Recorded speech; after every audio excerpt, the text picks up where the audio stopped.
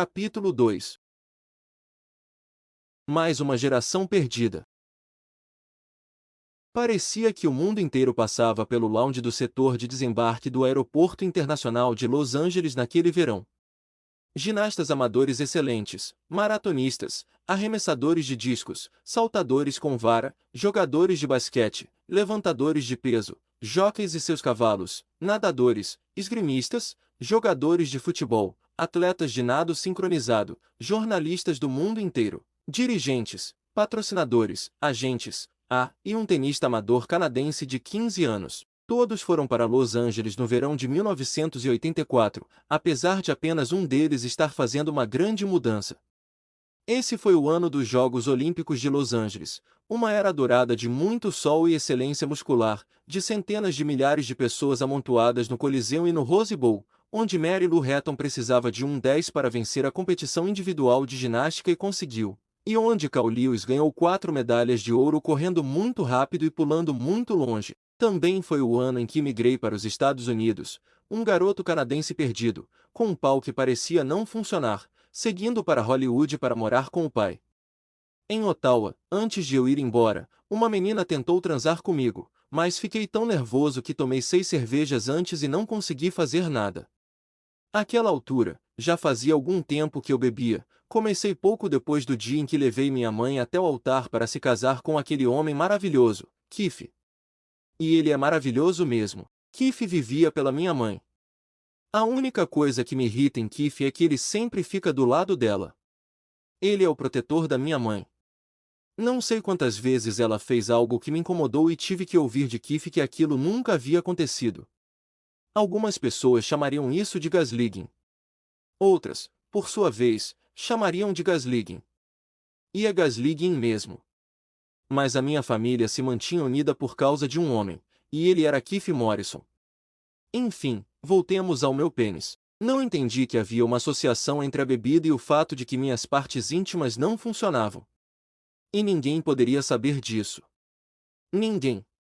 Então, eu seguia pelo mundo achando que sexo era algo que as outras pessoas faziam. Por muito tempo, por anos. Sexo parecia algo tão divertido, mas não estava ao meu alcance. Isso significava, na minha cabeça e dentro das minhas calças, pelo menos, que eu era congenitalmente impotente. Quando eu for para Los Angeles, vou ser feliz. Era isso que eu pensava. É sério, era isso que eu pensava que uma mudança geográfica faria por mim, antes mesmo de entender tudo o que uma mudança acarretava. Eu me encaixava perfeitamente entre os atletas musculosos e hipertreinados que também esperavam para pegar suas malas nas esteiras. Nós todos não chegamos naquela cidade louca em busca de algum sonho louco? Se havia centenas de maratonistas e apenas 3 medalhas por categoria, tinha como eles serem menos loucos do que eu? Na verdade, eu provavelmente tinha mais chances de alcançar o sucesso na minha profissão do que eles, afinal de contas, meu pai era ator, e era isso que eu queria ser. Ele só precisava me ajudar abrindo algumas portas, certo? Que diferença faria se eu nunca me destacasse? Talvez eu também não ganhasse nenhuma medalha, mas pelo menos sairia de Ottawa e me livraria de um pau que se negava a funcionar. E de uma família na qual eu não me sentia incluído de verdade, e assim por diante. O plano inicial para o meu futuro também envolvia esportes. Minha habilidade no tênis tinha avançado ao ponto em que estávamos seriamente cogitando me matricular na academia de tênis de Nick Bollettieri, na Flórida. Bollettieri era o treinador mais badalado, ele havia trabalhado com Mônica Seles, Andrea Agassi, Maria Sharapova e Venus e Serena Williams, entre muitos outros, mas, quando cheguei em Los Angeles, rapidamente ficou óbvio que eu seria um bom jogador amador, e nada além disso. Lembro que participei de um torneio pequeno, com meu pai e minha nova família na arquibancada. Ele tinha se casado de novo com Debbie, uma mulher muito legal e o melhor partido do século, em 1980. Na época, os dois tinham uma filha pequena, Maria, e não consegui marcar nenhum único ponto na minha primeira partida. O nível do sul da Califórnia era altíssimo, quando faz 22 graus todo dia e há quadras de tênis em todos os quintais e esquinas. Não há chance para um garoto das geleiras do Canadá se destacar, vindo de um lugar onde a temperatura fica abaixo de 0 entre dezembro e março, se você estiver com sorte. Era quase como se eu fosse um jogador de hóquei muito bom em Burbank.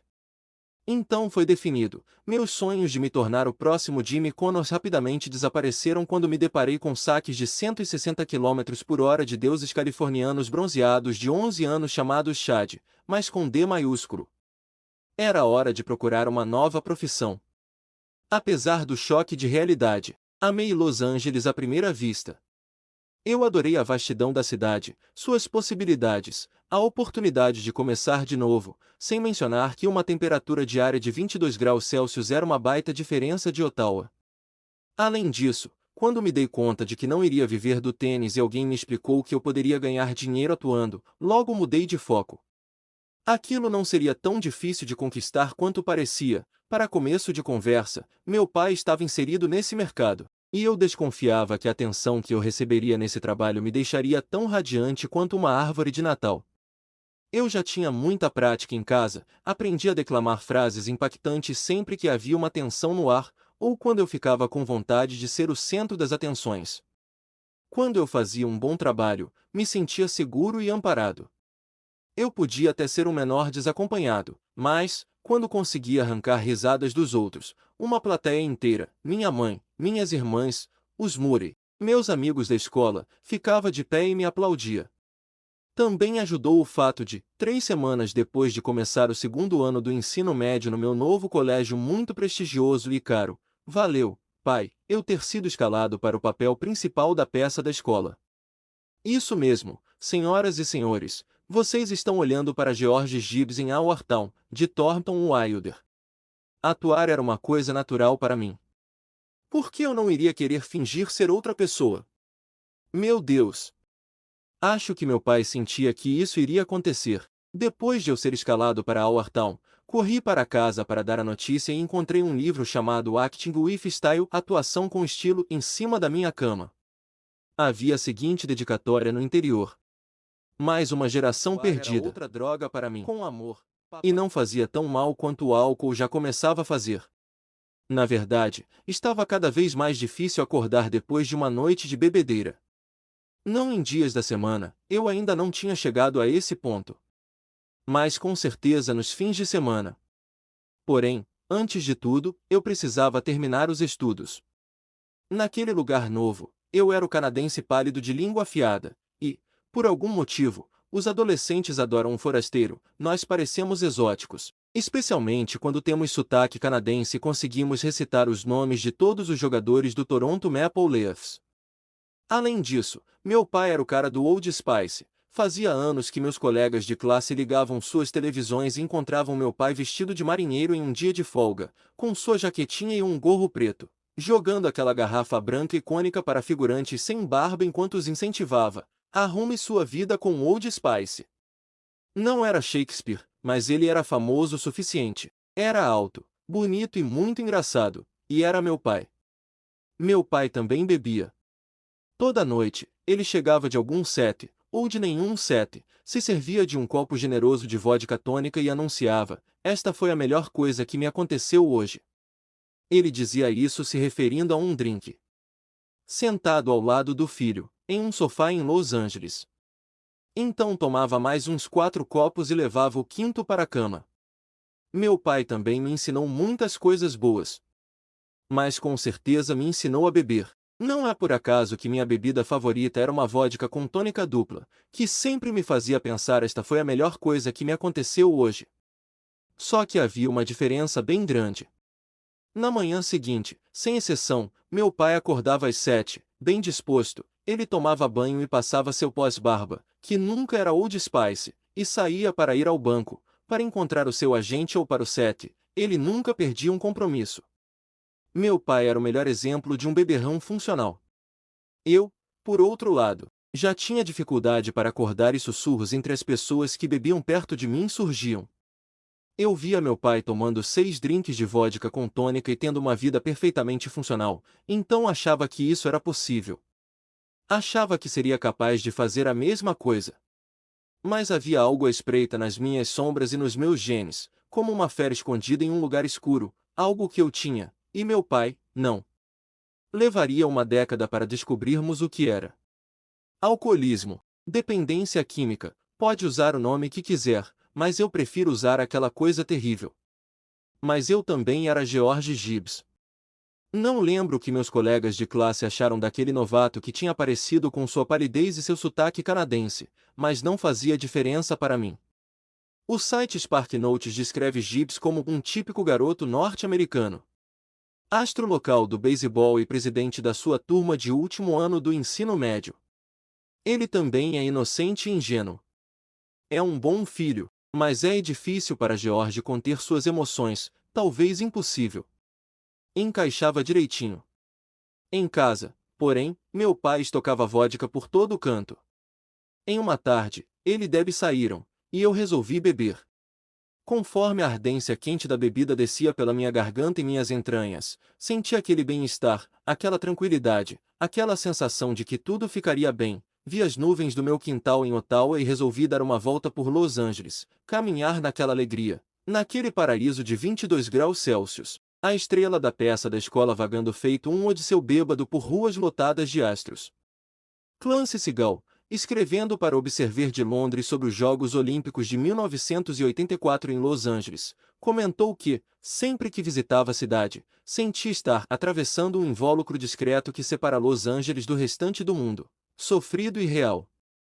Lá estava eu, também atravessando aquele invólucro discreto, amenizado pela vodka, entrando em um lugar onde não havia sofrimento, onde o mundo era real, ao mesmo tempo que não era, e, ainda assim, quando virei uma esquina, me deparei com questionamentos que nunca tinham me ocorrido antes: a morte, o medo da morte, perguntas como por que estamos aqui, qual é o sentido de tudo isso, que diferença faz, como chegamos neste ponto? O que são os seres humanos? O que é o ar? Tudo isso acertou meu cérebro como uma onda. Eu só estava virando a porra de uma esquina. A bebida e aquela caminhada abriram em mim um abismo que existe até hoje. Eu era tão problemático, era um cara extremamente perturbado. As perguntas desciam em cascata, como o álcool enchendo um copo. Eu só tinha feito a mesma coisa que Seagal. Cheguei em Los Angeles, junto com ginastas, maratonistas, cavalos, escritores, atores, novatos, fracassados, atores de comerciais de Old Spice. E agora um grande vazio havia sido aberto sob mim. Eu estava na beira de uma cratera cheia de fogo, como a porta para o inferno no deserto de Karakum, no meio do Turcomenistão. A bebida e aquela caminhada criaram alguém que está à procura, mas sem qualquer ideia zen budista, na borda de um buraco profundo, tomado pelas chamas, assombrado pela ausência de respostas, por estar desacompanhado, por desejar amor, mas ter pavor de abandono, por querer entusiasmo, mas ser incapaz de apreciá-lo, por um pau que não funcionava. Eu estava frente a frente com as 4 coisas derradeiras: morte, julgamento, paraíso e inferno.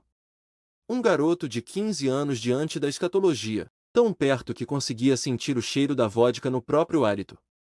Anos depois, meu pai também faria sua própria caminhada reflexiva. Depois de beber demais em uma noite, ele caiu no meio de uns arbustos ou coisa parecida. No dia seguinte, quando conversou com Debbie, ela perguntou: "É assim que você quer viver?" E ele respondeu que não. Então saiu para dar uma caminhada, parou de beber e nunca mais tocou em uma gota de álcool. Como é que é? Você sai para dar uma caminhada e consegue parar de beber? Gastei mais de 7 milhões de dólares tentando ficar sóbrio. Fui a 6.000 reuniões do AA, não é exagero, mas um palpite aproximado. Já estive 15 vezes em clínicas de reabilitação. Fui internado em um hospital psiquiátrico, passei 30 anos fazendo terapia 2 vezes por semana, cheguei perto da morte. E você saiu para uma merda de caminhada e decidiu parar?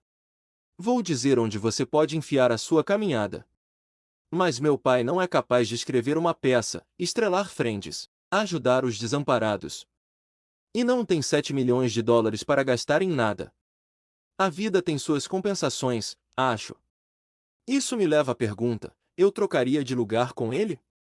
Por que não falamos disso mais tarde? Eu colocava algumas moedas para tocar Don't Give Up, de Peter Gabriel e Kate Bush, repetidas vezes. Às vezes acrescentava My Street, de Bob Seger, ou Here Comes the Sun, dos Beatles.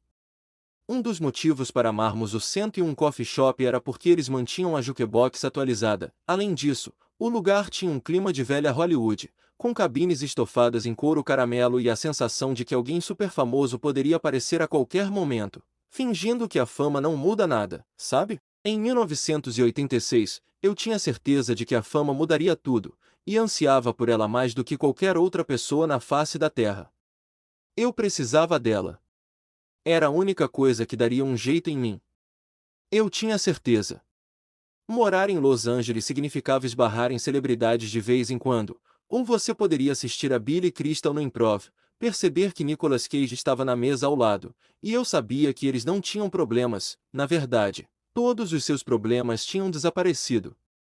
Eles eram famosos. Eu fazia testes regularmente e tinha até conseguido um ou outro papel, o mais importante deles na primeira temporada de Charles in Charge. Eu interpretava Ed, um almofadinha chato que usava suéteres com estampa xadrez e gravatas e entoava seu chavão cheio de confiança. Meu pai é formado em Princeton e é cirurgião. Quero ser igual a ele.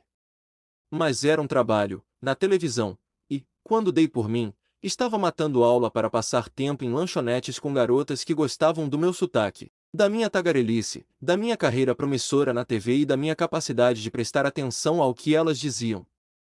Graças aos anos de treinamento no Canadá, eu sabia que era um bom ouvinte e que conseguia ajudar as mulheres em momentos de crise. Se você for mulher, estiver em apuros e quiser desabafar, vou ouvi-la por todo o tempo que precisar. Então, lá estava eu, no 101 Coffee Shop, sendo bajulado por um grupinho de garotas, falando gracinhas, sorrindo e ouvindo. Eu tinha me livrado do visual pomposo de Charles in Charge assim que saí do estúdio da Universal na Studio City e usava o look de todos os adolescentes maneiros no meio da década de 1980, jaqueta jeans por cima de uma camisa xadrez, ou talvez uma camisa do Kinks, apesar de gostar de ouvir Air Supply quando chegava em casa. Quando você tem quase 16 anos, os dias parecem intermináveis, especialmente quando está com um monte de garotas bonitas em uma lanchonete barata de Hollywood. Eu devia estar com a corda toda naquele dia, porque, enquanto fazia piadas, um cara de meia idade passou pela nossa cabine, colocou um bilhete na minha frente, em cima da mesa, e foi direto para a porta. As garotas pararam de falar, olhei para as costas do cara enquanto ele se afastava, então fiz um protótipo da olhada dupla de surpresa de Chandler, recebendo ainda mais risadas. Anda logo, lê o bilhete, disse uma das garotas. Peguei o papel com cuidado, como se estivesse coberto de veneno, e o abri devagar. Em um garrancho dizia: Quero que você participe do meu próximo filme. Por favor, ligue para este número. William Richert. O que está escrito? Perguntou outra menina. Ele escreveu: Será que você podia ser mais lindo e talentoso? Respondi: Sério. Não, disse a primeira garota, não é isso. O tom de descrença dela causou outra rodada de risadas enquanto eu dizia: Ah, muito obrigado. Mas, quando os risos desapareceram, continuei, ele escreveu: Quero que você participe do meu próximo filme. Por favor, ligue para este número. William Richert. Uma das garotas respondeu: Bom, isso parece verdade. Não é? Falei. Esse filme vai ser gravado dentro de uma van sem janelas. Naquela noite, em casa, perguntei ao meu pai o que fazer. Ele estava no terceiro drink, ainda havia convicção suficiente nele para me dar uma resposta útil. Na época, ele estava começando a ficar frustrado com o fato de que a minha carreira ganhava força, não era ciúme, apenas a noção de que eu era mais novo, que os caminhos estavam abertos para mim e que, se eu tomasse as decisões certas, poderia ter uma carreira melhor que a dele. Dito isso, ele sempre me apoiou, não havia nada de o grande Santini entre nós. Meu pai era meu herói, e estava orgulhoso de mim. Bom, Mate, disse ele, não faria mal ligar. Independentemente do que meu pai dissesse, eu sabia que ligaria. Eu sabia disso desde o momento em que li o bilhete. Afinal, nós estávamos em Hollywood, as coisas aconteciam desse jeito mesmo, não era? No fim das contas, William Richert não queria fazer um filme dentro de uma van. Richert assistiu à minha apresentação para as garotas naquele dia na cafeteria e gostou o suficiente do show do Matthew Perry para querer me dar um papel no filme baseado em seu romance, Uma Noite na Vida de Jimmy Reardon. O livro e o filme se passam em Chicago no começo da década de 1960. Riardon é um adolescente obrigado a estudar administração, quando tudo o que deseja é juntar dinheiro para comprar uma passagem para o Havaí, onde sua namorada mora. Eu interpretaria o melhor amigo de Riardon, Fred Roberts, que, assim como Ed em Charles in Charge, era riquinho e um pouco metido, além de sofrer de virgindade crônica. Eu me identificava. Deixei o visual almofadinha de lado de novo, já que Fred usaria uma boina de feltro cinza e uma jaqueta de couro por cima de camisa social e gravata. Ah, e luvas de couro preto. No filme, o personagem de Riardon transa com a minha namorada, mas estava tudo bem, porque seria um privilégio levar um chifre do cara que o interpretaria. A lista de prodígios que estavam à frente do seu tempo é longa demais para mencionar aqui, mas basta dizer que o nome do meu colega de cena em Uma Noite na Vida de Jimmy Riardon, River Phoenix, deveria aparecer quase no topo de todas essas listas. Aquele filme era o meu primeiro emprego, e tenho plena consciência de que a história seria mais interessante se ele tivesse feito sucesso, mas tudo o que importa é que aprendi a fazer um filme e conheci River, que era a personificação da beleza em todos os sentidos. Havia uma aura em volta daquele cara. Mas você se sentia tão confortável na sua presença que nem dava para sentir inveja dele. Conta Comigo havia acabado de ser lançado, com uma atuação maravilhosa dele, e seu carisma era tamanho que, na sua presença, você imediatamente se tornava parte. O filme foi gravado em Chicago, então lá estava eu, com meus 17 anos recém-completados, viajando para outra cidade, sem pais ou responsáveis, novamente um menor desacompanhado, mas desta vez aquilo era libertador, como uma coisa que eu tinha nascido para fazer. Nunca me senti tão empolgado na vida. Foi em Chicago, fazendo esse filme, com River Phoenix, que me apaixonei profundamente por atuar, e a cereja do bolo dessa época tão mágica foi que River e eu nos tornamos muito amigos. Nós dois bebíamos cerveja e jogávamos sinuca na North Rush Street. A Cor do Dinheiro tinha acabado de ser lançado, e sinuca estava na moda. Nós éramos pagos todo dia, saíamos para paquerar, apesar de as coisas ficarem por isso mesmo no meu caso, porque, bom, você sabe. River era um homem lindo, por dentro e por fora. Lindo demais para este mundo, no fim das contas. Parece que os caras muito talentosos sempre se ferram. Por que será que pensadores criativos como River Phoenix e Heath Ledger morrem, mas Keanu Reeves continua entre nós? River era um ator melhor do que eu era mais engraçado. Mas eu com certeza fiz a minha parte nas nossas cenas, um feito e tanto, quando olho para trás depois de décadas.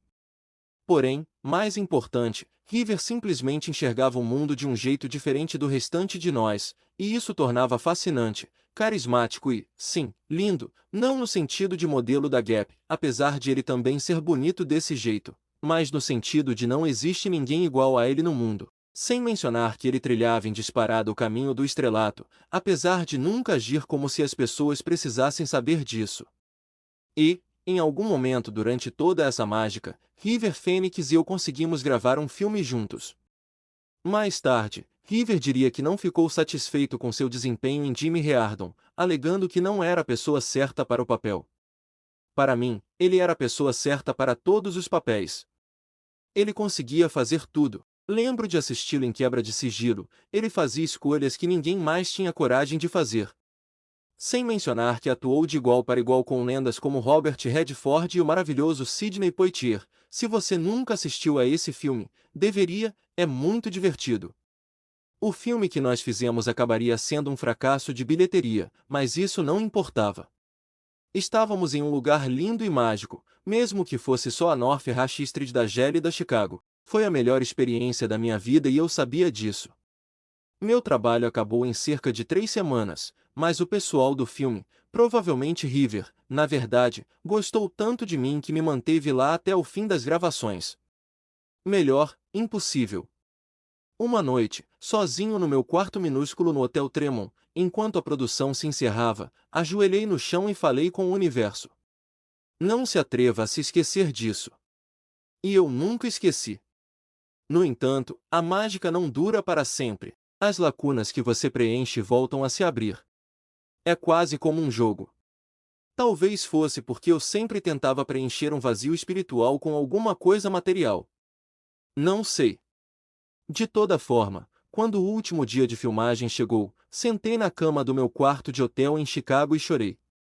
Chorei e chorei, porque, mesmo naquela época, eu sabia que nunca mais teria uma experiência igual. Meu primeiro filme, longe de casa, livre para paquerar, beber e me divertir ao lado de um cara brilhante como River Phoenix. Eu choraria de novo no Halloween de 1993, quando River morreu na frente do Viper Room, em West Hollywood. Ouvi os gritos do meu apartamento, voltei para a cama, acordei com a notícia. Após a morte dele, sua mãe escreveu, se referindo ao uso de drogas, que o espírito da geração de River está se deteriorando, e naquela época eu já bebia toda a noite. Mas eu levaria anos para compreender exatamente o que ela quis dizer. Deixando Jimmy Reardon para trás, peguei um voo de Chicago para Los Angeles e voltei para o planeta Terra, na forma da escola. Eu ainda fazia testes para várias coisas, mas não via muitos resultados. No geral, eu conseguia ser escalado para papéis de comédia, e acabei fazendo participações em quase tudo. Mas minhas notas continuavam péssimas. Acabei me formando com a nota mínima. Tudo o que eu pedi como presente de formatura foi que minha mãe e meu pai estivessem lá, e eles tiveram a bondade de fazer isso. O jantar incrivelmente desconfortável que veio depois só serviu para destacar o fato de que o filho que eles compartilhavam estava destinado a se sentir constrangido para sempre, apesar de geralmente ser a pessoa mais engraçada da roda em qualquer lugar. Naquela noite, porém, no jantar, eu era apenas o terceiro mais engraçado, e o terceiro mais bonito. Pelo menos meu sonho de infância de os dois se reunirem se tornou realidade, mesmo que por uma noite, e, ainda assim, com nada além de silêncios constrangedores e críticas passadas de um lado para o outro feito um baseado cósmico raivoso. Sou grato aos meus pais por terem comparecido àquele jantar, foi extremamente generoso e completamente benevolente da parte deles. Mas o evento me fez chegar a uma conclusão bem nítida, ainda que inesperada. O fato de eles não estarem juntos era a coisa certa. Os dois não tinham sido feitos um para o outro. Não deviam ser um casal. Com o tempo, ambos encontraram a pessoa ideal para cada um. E eu fico muito feliz pelos dois. Matt não precisava mais desejar que seus pais ficassem juntos. Levaria décadas para os dois voltarem a ocupar o mesmo ambiente. E por um motivo bem diferente. Os trabalhos como ator, a mente e a língua afiadas, a amizade com River e a jaqueta jeans por cima da camisa xadrez se uniram para me ajudar a arranjar uma linda namorada chamada Tricia Fisher, filha de Ed Fisher e Connie Stevens. Isso mesmo, a meia-irmã de Carrie Fisher. Essa garota conhecia o charme de perto. A poesia rimada do seu nome já bastaria para torná-la irresistível. Além disso, eu já estava com 18 anos e tinha certeza de que todas as minhas partes funcionavam, a menos que estivesse na companhia de outro ser humano. Eu carregava a impotência como um grande segredo nada bonito, da mesma forma que carregava todo o resto. Assim, conforme a minha relação com Tricia Fisher foi se intensificando, foi natural que nossos pensamentos se voltassem para uma consumação física, mas anunciei confiantemente que era católico apostólico romano e queria esperar. Poucos garotos de 18 anos dizem uma coisa dessas, e nem deveriam. Isso, é óbvio, a surpreendeu. Quando fui pressionado quanto aos meus motivos, falei qualquer coisa sobre compromisso ou o futuro, ou a situação do planeta, minha carreira, qualquer coisa para não dizer que, na hora do vamos ver, eu ficava mais mole que o estofado das mesas do 101 Coffee Shop. E eu não podia chegar à hora do vamos ver, ou meu minha firmeza, pelo menos quando se tratava da convicção para esperar, durou 2 meses. Mas represas estouraram, e os amassos que não davam em nada começaram a deixar nós dois com a respiração acelerada. Tricia Fisher tomou uma decisão. Matt, disse ela, já cansei disso. Vamos lá. Ela pegou minha mão e me guiou para a cama na minha kitnet minúscula em Westwall. Fiquei horrorizado, e também empolgado, apesar de continuar assombrado pelo diálogo interno do medo. Quem sabe desta vez, com alguém de quem eu gosto muito, os problemas do passado sumam. Sumir é uma palavra ruim. Será que eu devia beber alguma coisa mais forte antes? Bom, a gente está precisando mesmo de força, meu amigo. Talvez não seja tão duro assim. Talvez não seja tão duro? Matt, para com isso. Antes de esse diálogo rápido se transformar em uma ópera barata, Tricia tirou nossas roupas e nos levou para a cama. Lembro muito bem que chegar aos pés da montanha do sexo era pura alegria, mas, como um alpinista novato, eu tinha medo de não ter fôlego para conseguir subir muito alto. E foi isso mesmo que aconteceu. Como explicar? Eu não conseguia fazer aquele negócio funcionar do jeito certo. Eu pensava em tudo, bolando imagens complexas e eróticas no meu cérebro confuso, esperando encontrar alguma coisa, basta uma coisa, é só disso que eu preciso. Que firmasse o meu comprometimento com a alegria futura. Nada funcionou. Nada. Mais uma vez horrorizado, abandonei os braços carinhosos de Tricia Fisher e levei meu corpo magro e nu para uma cadeira no apartamento. Se você quisesse, conseguiria me partir em dois. Fiquei sentado lá, flácido e triste, minhas duas mãos sobre o colo como uma freira durante a missa, me esforçando para esconder a vergonha e, talvez, uma ou duas lágrimas. Mais uma vez, Tricia Fisher não desistiu. Mate! Disse ela. O que está acontecendo? Você não me acha bonita? Ah, não, é óbvio que te acho bonita. Respondi. Os problemas físicos já eram ruins o suficiente, mas o pior era que eu detectava uma sensação de abandono cada vez maior entrando pelas janelas daquele quarto. E se Trícia me largasse? E se eu não fosse o suficiente, como nunca fui? E se eu estivesse destinado a ficar desacompanhado de novo? Eu estava desesperado, gostava de Trícia de verdade e realmente queria acreditar que o amor me salvaria. Só havia uma coisa a fazer. Eu precisava contar tudo para ela. Trícia, falei, em Ottawa. Eu fiquei tão nervoso antes de ir para a cama com uma garota que tomei 6 cervejas. Não omiti nenhum detalhe, contei toda a história vergonhosa para ela e acabei admitindo que era impotente, que sempre seria, e que era impossível, não havia o que ser feito, que meu desejo por ela era incomparável, inenarrável. E que eu estava desesperado para que ela não me abandonasse também, então faria de tudo para ficar com ela, era só pedir, e assim por diante, uma matraca que nunca fechava. Tricia Fisher era uma querida, ela me deixou tagarelar sem parar, e me esforcei ao máximo para convencê-la de que, apesar de toda a sua beleza, nada faria diferença, eu estava destinado a repetir aquela noite em Ottawa pelo resto dos meus dias. Com o tempo, me acalmei e respirei fundo. Trícia, com muita calma, disse apenas: venha comigo. Isso nunca mais vai acontecer. Então ela veio até mim, pegou minha mão, me levou de volta para a cama, me deitou, e dito e feito, puro êxtase, por 2 minutos inteiros. Naquela noite, pela graça de um universo milagroso e o auxílio de uma moça linda que merecia coisa melhor, eu finalmente me livrei da minha virgindade, e depois a perdi por completo, e a palavra impotência deixou de fazer parte do meu vocabulário, do jeito que ela havia prometido. Tudo em mim funciona direito, pelo menos no sentido físico. E como foi, Sr. Perry, que você recompensou esse favor imenso para a mulher que salvou a sua vida de uma das formas mais significativas possível? Ora, gentil leitor, recompensei o favor de Trícia transando com quase todas as mulheres do sul da Califórnia. Em um desses encontros na época, com uma garota que também tinha 18 anos, em determinado momento ela interrompeu o jantar e disse: vamos para sua casa transar. Como o sexo ainda era algo relativamente novo para mim, concordei na mesma hora. Fomos para o meu apartamento e, assim que passamos pela porta, ela me interrompeu e disse: espera, espera, espera. Não posso fazer isso. Você precisa me levar para casa. E é lógico que fiz isso. No dia seguinte, me sentindo incomodado com o que havia acontecido, e porque eu já estava lá mesmo, contei a história na terapia. Vou contar uma coisa que vai ajudar você, disse ele. Quando uma mulher for para sua casa e tirar os sapatos, você vai transar. Se ela continuar com eles, não. Eu tinha 18 anos na época, hoje, já passei dos 50 anos, e ele estava certo em 100% dos casos. Houve dias em que trapaceei um pouco e deixei um par de sapatos na porta como se indicasse que ali era o lugar deles. Mas a teoria desse terapeuta sempre se provou correta: se uma mulher não tira os sapatos, é só um amasso, na melhor das hipóteses. Anos depois, Tricia e eu namoraríamos de novo, no auge de Friends.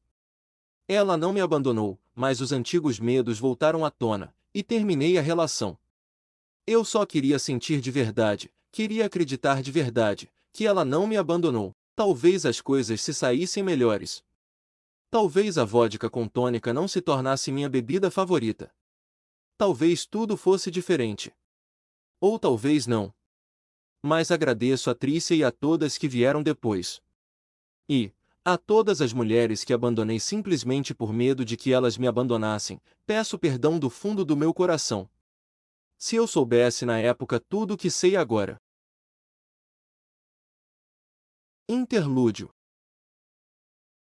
Matman. Vou contar a ideia, anunciei. Pronto? Adam respondeu. Lógico. Pode falar. Dei um trago demorado no meu Marlboro, apertei o telefone contra a bochecha, soltei uma baforada longa de alcatrão, nicotina e sofrimento e comecei a venda. Tudo bem, falei. É sobre um cara. Você o reconheceria. Ele se chama Matt e tem uns 50 anos. E ele é muito, muito famoso, porque fez um programa de televisão super adorado alguns anos atrás. Mas, agora, quando o filme começa, nós o vemos e ele está com uma barriga enorme, há pilhas de caixas de pizza vazias pelo apartamento, empilhadas como aquele totem de contatos imediatos do terceiro grau, sabe? Aquela que fizeram com purê de batata, enfim, a vida dele é uma bagunça. Ele está perdido. E aí, do nada, um parente distante morre e deixa 2 bilhões de dólares de herança. E ele usa o dinheiro para se tornar um super-herói. Disse Adam. E então, você herdou mesmo 2 bilhões de dólares? Adam é um cara engraçado. Não, não. Respondi. É só o personagem que herda o dinheiro.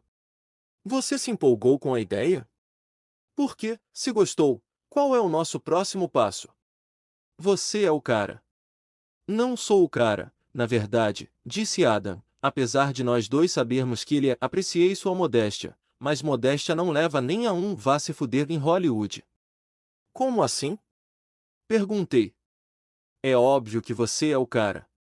Aquele era, afinal de contas, Adam McKay, o cara que dirigiu o Âncora, A Lenda de Ron Burgundy e Quase Irmãos, além de vários outros filmes importantes.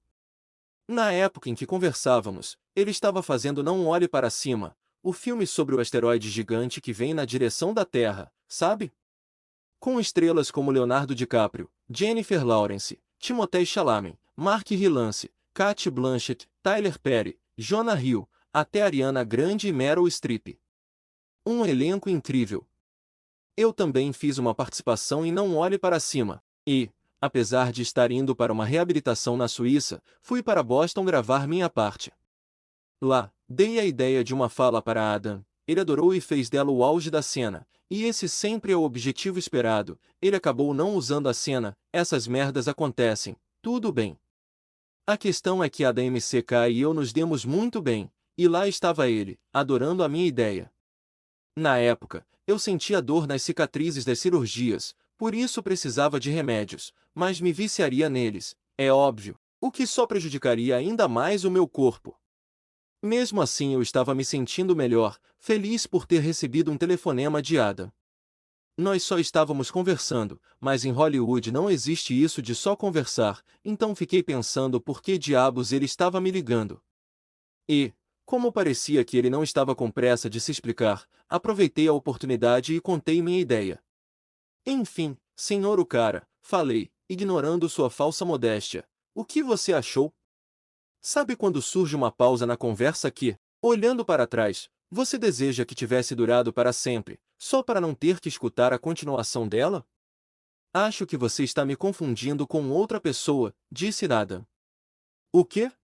Bom, quem está falando? Perguntei. Aqui é o Adam McKay.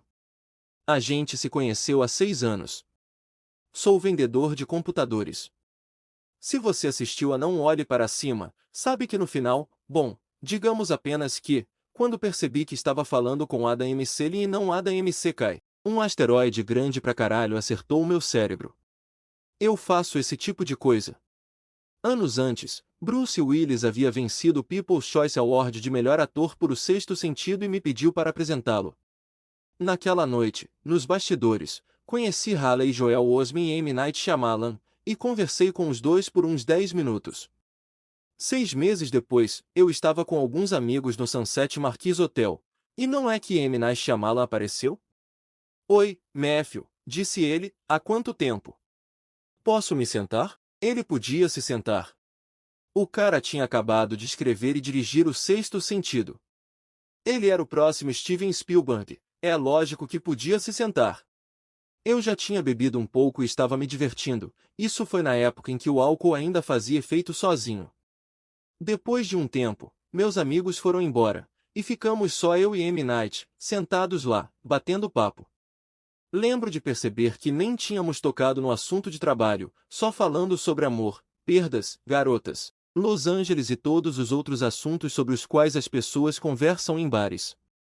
Ele também parecia estar se divertindo, rindo de todas as minhas piadas idiotas, e comecei a pensar: olha, esse cara gosta de mim. Ele deve ser muito fã de Friends ou alguma coisa assim, porque parece estar muito focado em tudo que eu digo. Eu não costumo fazer isso, já me dei mal várias vezes por seguir por esse caminho, mas comecei a ter fantasias loucas sobre como aquilo poderia mudar minha carreira. Ele me disse que tinham inaugurado um bar do outro lado da cidade e perguntou se eu queria ir para lá. Se eu queria ir? Eu estava com a porra do M. Night Shyamalan. Não havia dúvida de que eu queria ir. Fomos até o estacionamento, pegamos nossos carros, e eu o segui pela cidade até esse lugar novo, o tempo todo certo de que seria o astro do seu próximo sucesso de bilheteria. Sim, haveria um novo filme maravilhoso, cheio de reviravoltas, e o final surpreendente seria eu. Meu cérebro dava cambalhotas. Não consigo explicar por quê, mas ele parecia me adorar, adorar o meu trabalho, e eu estava bêbado o suficiente para acreditar que aquela seria uma noite que mudaria a minha vida. Quando nos sentamos no lugar novo, me senti confortável, ou seja, bêbado, o suficiente para dizer que deveríamos trabalhar juntos algum dia. De repente, um olhar estranho surgiu no rosto dele, e lembro que me arrependi de ter falado isso. Ele pediu licença para ir ao banheiro, e, na sua ausência, um conhecido veio falar comigo e perguntar como estava a minha noite. Eu disse: bom, passei a noite toda conversando com M. Night Shyamalan, e vou te contar, o cara me ama. Meu amigo ficou impressionado, isto é, até M. Night voltar do banheiro. Matt, disse meu amigo, olhando bem para M. Night, posso falar com você em particular? Aquilo foi esquisito pra caralho, mas a bebida torna quase tudo plausível, então me afastei da minha noite mágica com M. Night por um instante. Matt, sussurrou meu amigo, aquele não é o M. Night Shyamalan. Essa revelação me fez tentar focar meu olhar amenizado pela vodka por um instante, e, na penumbra do bar escuro, prestei bastante atenção em M. Night Shyamalan. Nada a ver. No fim, M. Night era apenas um senhor indiano que se parecia um pouquinho com M. Night Shyamalan, talvez fosse N. Night Shyamalan, e que era, na verdade, o maitre do Mr. Show Beverly Hills, um restaurante da moda de Los Angeles que eu frequentava, e que não frequento mais, porque falei para o maitre de lá que devíamos trabalhar juntos um dia. Que tipo de noite ele pensou que estava tendo? Pensei. Fim do capítulo 2.